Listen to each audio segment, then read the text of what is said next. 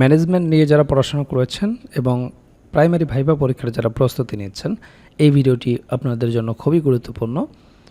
এই ভিডিওতে আমরা ব্যবস্থাপনা প্রাইমারি ভাইবা নোটের 10 নম্বর রিয়েল ভাইবা এক্সপিরিয়েন্সটি আপনাদের সাথে শেয়ার করব। আশা করছি আসন্ন ভাইবা পরীক্ষায় আপনারা কমন পেয়ে যাবেন। যার ভাইবা নিয়ে আলোচনা করছি তিনি ঝিনাইদহ জেলা থেকে ভাইবা পরীক্ষায় অংশগ্রহণ করেছিলেন।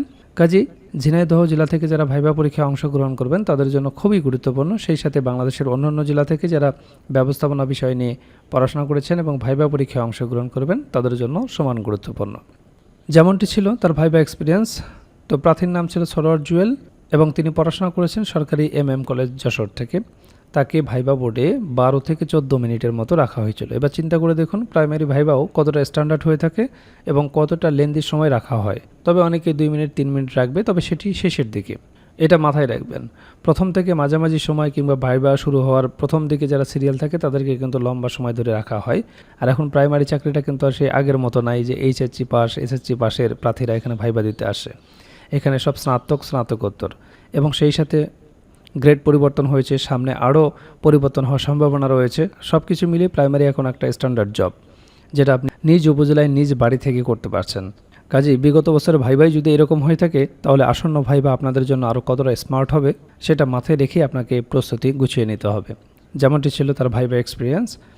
ভাইবা বোর্ডে মোট 4 জন ছিলেন। শ্রদ্ধেয় DC মহোদয়, ADC মহোদয়, সম্মানিত জেলা শিক্ষা অফিসার মহোদয়, সম্মানিত PTI সুপার স্যার ছিলেন। তো আমি প্রথমে অনুমতি চাইলাম, স্যার আসতে পারি? ADC স্যার বললেন আসুন। ADC স্যার এবং আমার দূরত্ব যখন 3 হাতের মতো তখন সালাম দিলাম, চেয়ারের পাশে যেয়ে দাঁড়ালাম। অর্থাৎ আপনি নিকটে গিয়ে সালাম দেবেন। অনেকেই দরজা থেকেই সালাম দেয়, এটি সঠিক প্রসেস নয়। আপনি প্রথমে অনুমতি চাইবেন, ভিতরে প্রবেশ করে নিকটে গিয়ে সালাম দেবেন, এরপর বসতে বললে ধন্যবাদ দিয়ে বসবেন।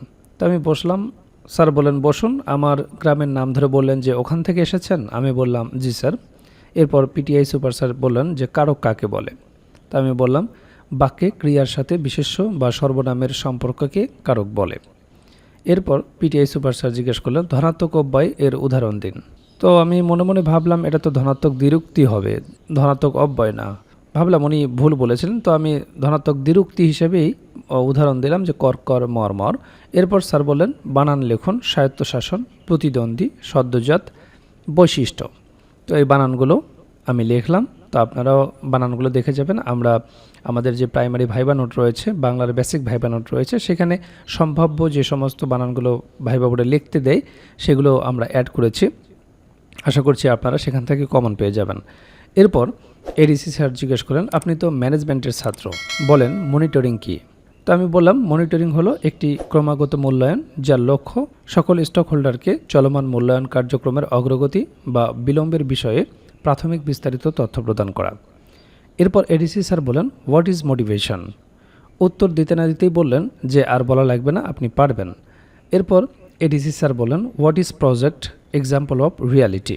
তো আমি বললাম a project is a type of assignment typically involving research or design that is carefully plan to achieve a specific object. এক্সাম্পল হিসেবে বললাম পদ্মা মাল্টিপারপাস ব্রিজ। এরপর ADC স্যার বললেন প্রজেক্টের 5টি বৈশিষ্ট্য লিখুন। তো আমি লেখা শুরু করলাম। পরে বলল মুখে বলুন। তো আমি বললাম সুনির্দিষ্ট লক্ষ্য, নির্ধারিত সময়সীমা, নির্দিষ্ট পরিকল্পনা বলার সাথে সাথে ADC স্যার বলল এটা হবে না। তখন আমি লজিক দিলাম পদ্মা সেতু নিয়ে। তখন স্যার হাসলেন। তারপরও বললেন পরিকল্পনা নিতে পারলাম না। তখন সরি বলা স্যার উপায় হলো না, কারণ ভাইবা বোর্ডে তর্কে জড়ানোটা একেবারেই সমীচীন নয়। এরপর DPO স্যার বললেন এক কথায় প্রকাশ করুন হাতির ডাক এবং ঘোড়ার ডাক। তো আমি বললাম হাতির ডাক এক কথায় হচ্ছে বৃংহিত এবং ঘোড়ার ডাক এক কথায় হচ্ছে রেশা। এরপর PTI সুপার স্যার জিজ্ঞাসা করলেন সিংহের ডাক কী হবে? তা আমি বললাম গর্জন। তো আসলে সঠিক উত্তর হবে হুঙ্কার। এরপর PTI সুপার স্যার জিজ্ঞাসা করলেন পদ্মা ব্রিজ সম্পর্কে ইংরেজিতে বলুন। তো মনের আশাটা এবার পূরণ হলো, কারণ আমি এটাই চাচ্ছিলাম। 2-3 মিনিট বলার পর থামিয়ে দিলেন, কারণ পদ্মা ব্রিজের ওপর প্রস্তুতি নিয়ে গিয়েছিলাম। আপনারা যারা সামনে ভাইবা পরীক্ষা দিবেন আপনাদের জন্য পদ্মা ব্রিজ মোটামুটি ইম্পর্টেন্ট, তবে পূর্বে আরও বেশি ইম্পর্টেন্ট ছিল। আপনারা বুঝতে পারছেন রাজনৈতিক প্রেক্ষাপট পরিবর্তন মানে অনেক কিছু পরিবর্তন হয়ে যায়, অনেক প্রশ্ন তার গ্রহণযোগ্যতা হারিয়ে ফেলে। এরপর DPO স্যার ADC স্যারকে বললেন ও তো রোভার স্কাউট করতো। তখন DPO স্যার বললেন স্কাউট কত স্তরে বিভক্ত এবং কী কী? তো বললাম 3 ভাগে, cub scout, boy scout, rover scout. কেন তাকে স্কাউট থেকে জিজ্ঞেস করলো? কারণটা হচ্ছে আপনারা যারা একাডেমিক সার্টিফিকেটের পাশাপাশি অন্যান্য কোকারিকুলার অ্যাক্টিভিটিসের সার্টিফিকেট জমা দেবেন, অর্থাৎ অন্যান্য সার্টিফিকেট যদি সাথে থাকে তাহলে সেই সার্টিফিকেটগুলো দেখে আপনাকে সেখান থেকেও প্রশ্ন জিজ্ঞেস করতে পারেন। অনেকেই একাডেমিক সার্টিফিকেটের পাশাপাশি 5টা 7টা 10টা পর্যন্ত সার্টিফিকেট এক্সট্রা দিয়ে থাকে। এটা বাড়তি যোগ্যতা প্রমাণ করে, এটাতে সমস্যা নেই। অনেকে জিজ্ঞেস করে যে আমার একাডেমিক সার্টিফিকেটের পাশাপাশি স্যার আমার তো আরও কিছু সার্টিফিকেট আছে, সেগুলোকে আমি অ্যাড করতে পারবো কিনা বা সেগুলোকে ভাইবা বোর্ডে শো করতে পারবো কিনা। অবশ্যই পারবেন, এটা বরং আপনার বাড়তি যোগ্যতা হিসেবে প্রমাণ করবে। তবে এটা মাথায় রাখবেন, যে সার্টিফিকেটগুলো আপনি অ্যাড করবেন সেখান থেকে কিন্তু ভাইবা বোর্ড আপনাকে কিছু প্রশ্ন জিজ্ঞেস করতে পারে। এরপর পিটিআই সুপার স্যার বলেন গান বলুন। তো আমি সেই গানটি গাইলাম, তুমি কি দেখেছো কবু জীবনের পরাজয়। তো এই গানটি গাইলাম। এরপর পিটিআই সুপার স্যার বলেন কোন ছবির গান এটি। তো আমি বললাম এতটুকু আশা। বলার পর স্যার হাসলেন। এরপর পিটিআই স্যার জিজ্ঞেস করলেন দিয়াগো গার্সিয়া দ্বীপ কোথায় অবস্থিত। তো আমি বললাম ভারত মহাসাগরে অবস্থিত, এটি যুক্তরাষ্ট্রের সামরিক ঘাঁটি। এরপর সুপার স্যার আরও কয়েকটি দ্বীপের কথা বলেন। আসলে আমি ওনার কথা তেমন বুঝতে পারছিলাম না, তখন সরি বলে ওই পর্বটা শেষ করে দিলাম। এরপর এডিসি স্যার বললেন খেলা পছন্দ করেন। তাই আমি বললাম জি স্যার। স্যার বললেন কোন খেলা। আমি বললাম স্যার ক্রিকেট খেলা। এরপর স্যার বলেন বাংলাদেশের একটি জাতীয় স্টেডিয়ামের নাম বলুন। এরপর আমি বললাম মিরপুর জাতীয় ক্রিকেট স্টেডিয়াম। স্যার বললেন লর্ডস কোথায়, সেখানে কি খেলা হয়। তো আমি বললাম স্যার লর্ডস হচ্ছে ইংল্যান্ডে, এখানে ক্রিকেট খেলা হয়। স্যার বললেন ক্রিকেট খেলার আইন কানুন কোথায় তৈরি হয়। আমি বললাম স্যার ইংল্যান্ডে। স্যার বললেন আইসিসি এর পূর্ণরূপ বলেন। বললাম ইন্টারন্যাশনাল ক্রিকেট কাউন্সিল। অবশেষে মুক্তি পেলাম। বলল আসেন, আমি সবাইকে ধন্যবাদ দিয়ে সালাম বিনিময় করে চলে আসলাম। তো আপনারা দেখলেন ভাইবা বোর্ডে কী ধরনের প্রশ্নগুলো জিজ্ঞেস করা হয়, কোন কোন বিষয় থেকে প্রশ্ন জিজ্ঞেস করা হয়। আর এই বিষয়গুলো নিয়েই আমরা তৈরি করেছি প্রাইমারি ভাইবার জন্য কমপ্লিট একটা প্যাকেজ, যে প্যাকেজে আপনার বিষয়ভিত্তিক ভাইবা প্রশ্নোত্তর থাকবে। একেবারে রিয়েল ভাইবার আলোকে বিষয়ভিত্তিক নোটটি তৈরি করা হয়েছে, যেখানে বিগত বছরে যে রিয়েল ভাইবাগুলো হয়েছে তা সুন্দরভাবে সমাধান করে দেওয়া হয়েছে। সেই রিয়েল ভাইবাগুলোও যদি আপনারা ভালো মতো দেখে যান, সেখান থেকেই বেশিরভাগ প্রশ্ন আপনারা কমন পেয়ে যাবেন। এছাড়াও আপনারা জানেন যে ডিপার্টমেন্টে আপনি ভাইবা দিতে যাবেন, সেই ডিপার্টমেন্ট সম্পর্কে অবশ্যই আপনাকে প্রশ্ন জিজ্ঞেস করতে পারে। তো সেই বিষয় সম্পর্কে একটা ভাইবা নোট থাকবে, প্রাইমারি সম্পর্কিত একটা ভাইবা নোট থাকবে।